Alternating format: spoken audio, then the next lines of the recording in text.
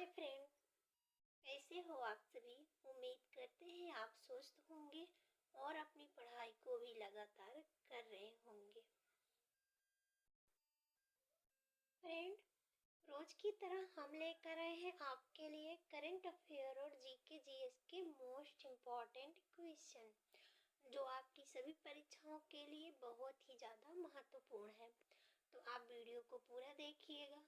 हमारे चैनल को सब्सक्राइब करके वीडियो को लाइक और शेयर जरूर कर दीजिएगा।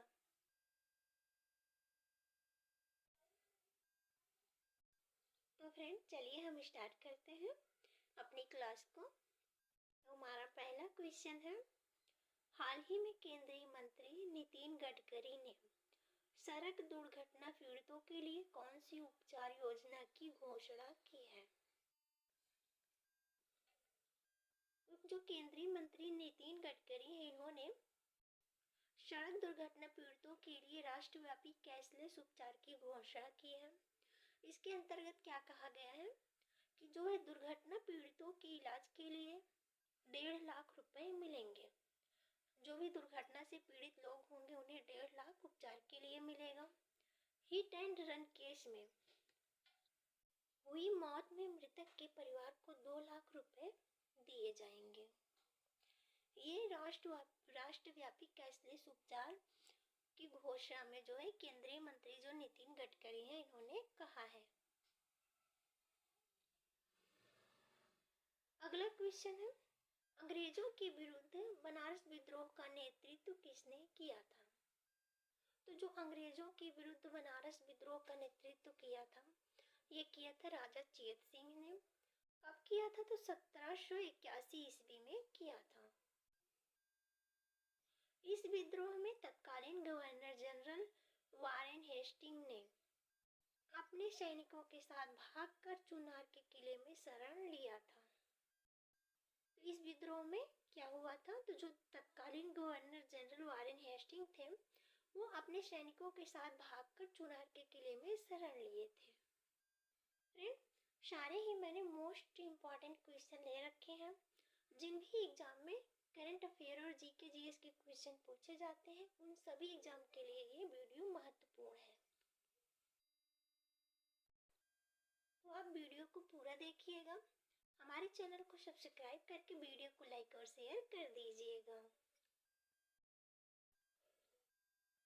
अगला क्वेश्चन, ब्रिटिश भारत में सैन्य बल पर केंद्रीय राजस्व का कुल कितना प्रतिशत व्यय होता था। तो ये होता था 40%। अगला क्वेश्चन है, 1857 के विद्रोह के दौरान बहादुर शाह ने किसे साहब आलम बहादुर का खिताब दिया था।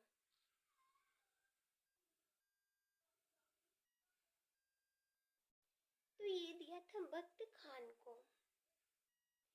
बहादुर शाह ने साहब आलम बहादुर का खिताब बख्त खान को दिया था।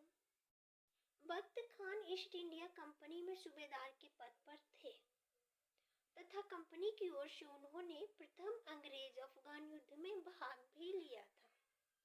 तो बख्त खान क्या थे, ईस्ट इंडिया कंपनी के सूबेदार थे और इन्होंने जो अंग्रेज अफगान युद्ध हुआ था इसमें भाग भी लिया था। अगला क्वेश्चन है, दादा भाई नौरोजी के गुजरात पत्रिका का नाम क्या है। तो जो दादा भाई नौरोजी की गुजराती पत्रिका है, इसका नाम है राष्ट्र गोफ्तार।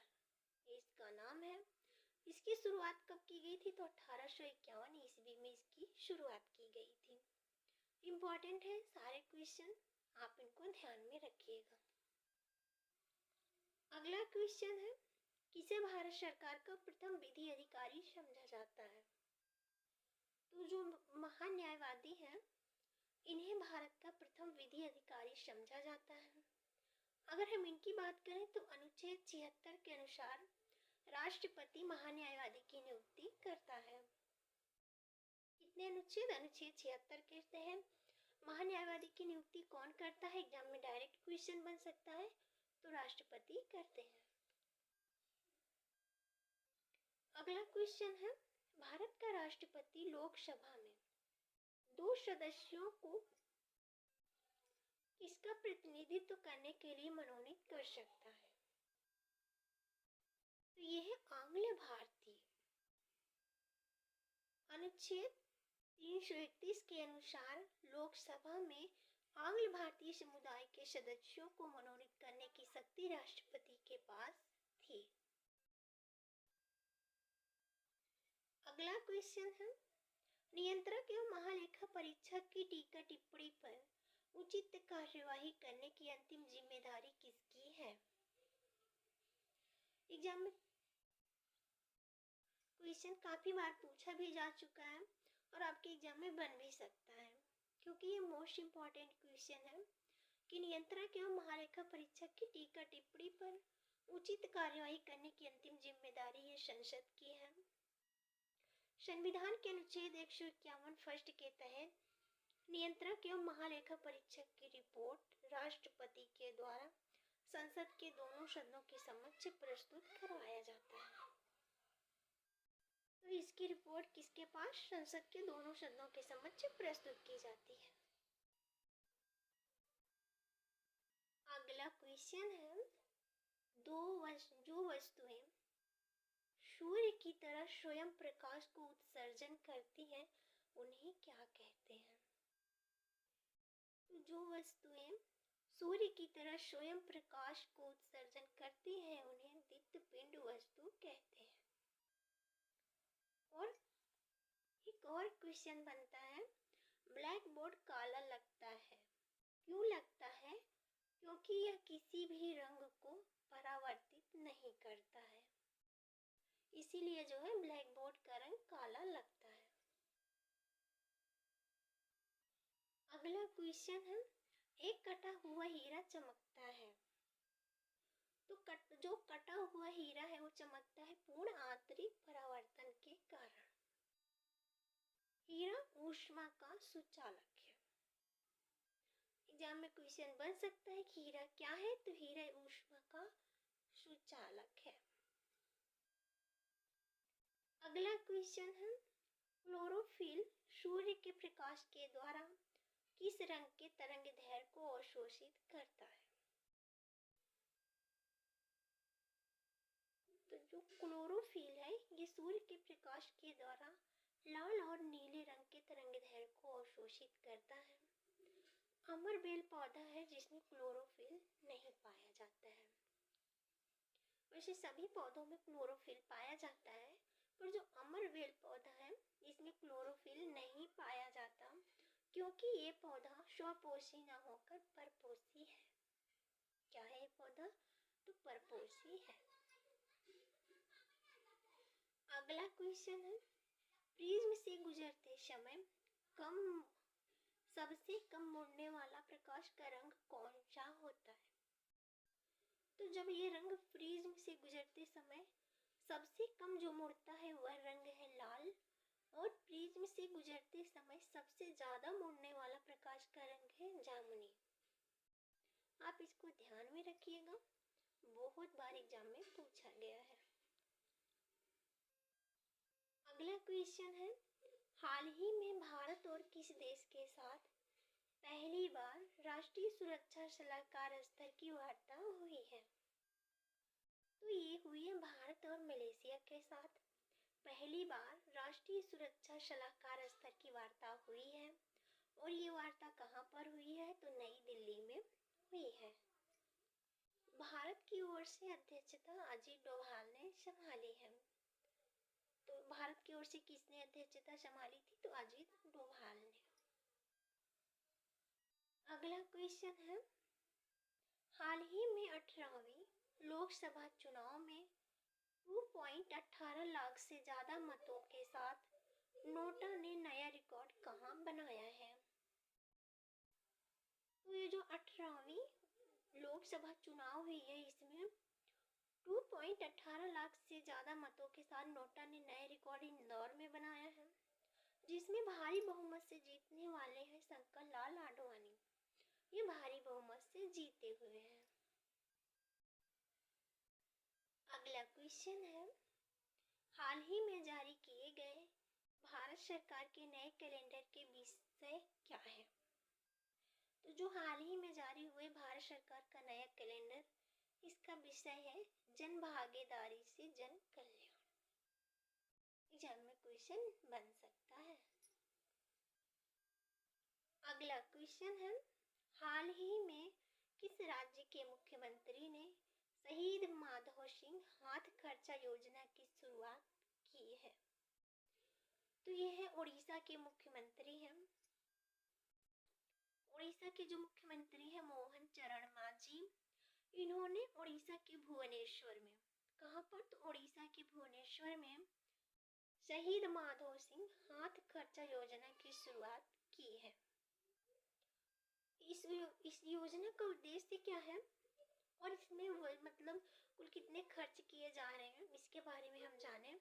तो इस योजना के लिए 156 करोड़ का बजट पास किया गया है और इसका उद्देश्य क्या है कि ये योजना लाई गई तो जो एसटी समुदाय के छात्रों में स्कूल छोड़ने को कम करने के लिए।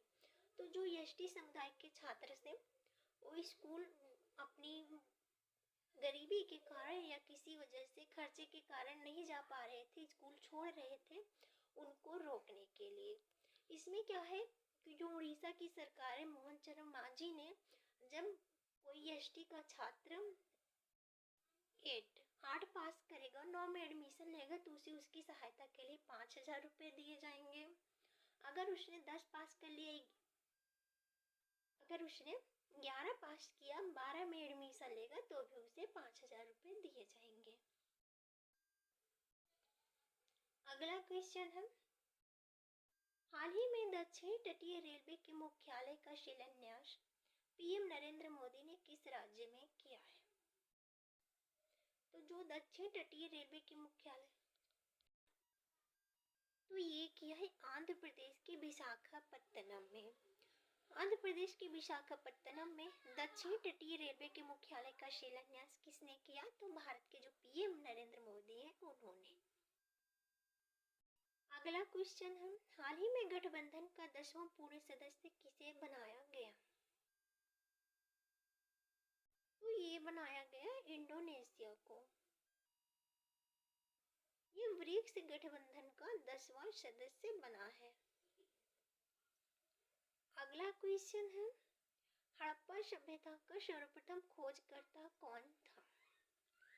तो जो हड़प्पा सभ्यता का प्रथम खोजकर्ता था ये थे 1921 ईस्वी में दयाराम साहनी ने इसकी खोज किया था। इनके साथ थे माधव स्वरूप वत्स, ये 2 लोग शामिल थे। हड़प्पा पाकिस्तान के पंजाब प्रांत में माउंट गोमरी जिला में स्थित है। एग्जाम में बहुत बार क्वेश्चन बना है कि हड़प्पा कहाँ पर स्थित है, तो ये पंजाब प्रांत में माउंट गोमरी जिला है, वहाँ पर स्थित है। इसका उत्खनन किसने कराई है, इसकी खुदाई किसने कराई थी?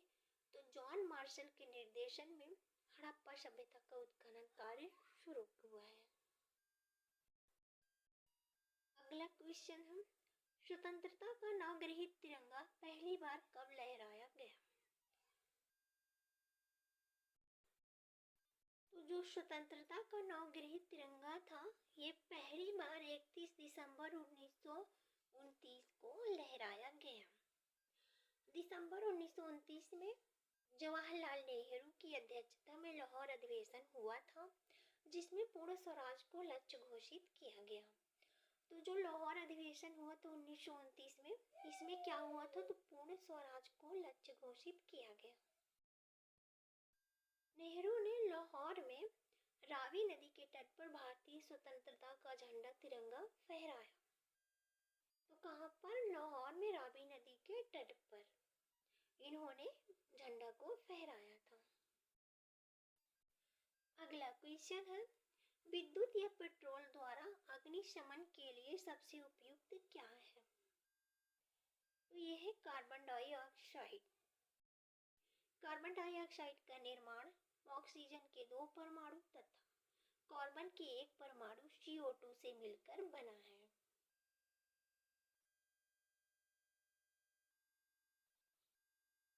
अगला क्वेश्चन है, रक्त समूह में से कौन सा रक्त समूह सार्वभौमिक दाता कहलाता है? तो जो रक्त समूहों में से है ये O है, जो रक्त समूह का सार्वभौमिक दाता कहलाता है। O रक्त समूह को यूनिवर्सल डोनर कहा जाता है। एग्जाम में क्वेश्चन सीधे बना है कि यूनिवर्सल डोनर किस रक्त समूह को कहते हैं, तो ये कहते हैं O रक्त समूह को। इसकी खोज वर्ष 1901 में कार्ल लैंडस्टीनर ने की थी। अगला क्वेश्चन है, हाल ही में किस देश ने 2025 में कैंसर के इलाज के लिए mRNA टीका वैक्सीन को विकसित किया है? तो किस देश ने किया है 2025 में कैंसर के इलाज के लिए mRNA टीका वैक्सीन विकसित? तो ये रूस ने किया है। कैंसर का अध्ययन ऑन्कोलॉजी कहलाता है। कैंसर के अध्ययन को क्या कहते हैं? तो ऑन्कोलॉजी कहते हैं। इस वैक्सीन की कीमत है 3 लाख रूबल प्रति डोज। अगला क्वेश्चन है, हाल ही में फ्रांस के नए पीएम कौन बने हैं? तो जो फ्रांस के नए प्रधानमंत्री बने हैं ये बने हैं फ्रेंकोइस बायरो। अगर हम फ्रांस के राष्ट्रपति की बात करें तो इमैनुएल मैक्रोन है। राजधानी है पेरिस, मुद्रा है यूरो। अगला है, उर्वरक के किस घटक का प्रयोग शीघ्र विकास को प्रोत्साहित करने के लिए किया जाता है? तो ये है नाइट्रोजन। नाइट्रोजन उर्वरक है, इसका प्रयोग किया जाता है विकास को प्रोत्साहित करने के लिए। अगला क्वेश्चन है और ये लास्ट क्वेश्चन है हमारी क्लास का, डाल्टन के परमाणु का सिद्धांत क्या है? तो डाल्टन ने जो परमाणु का सिद्धांत दिया था वो ये है द्रव्यमान संरक्षण का नियम, बहु अनुपात का नियम और रेडियोधर्मिता का नियम। ये डाल्टन के परमाणु का सिद्धांत है। तो फ्रेंड, ये थी हमारी आज की वीडियो। आपको हमारी वीडियो पसंद आए तो आप हमारे चैनल को सब्सक्राइब जरूर कर लीजिएगा।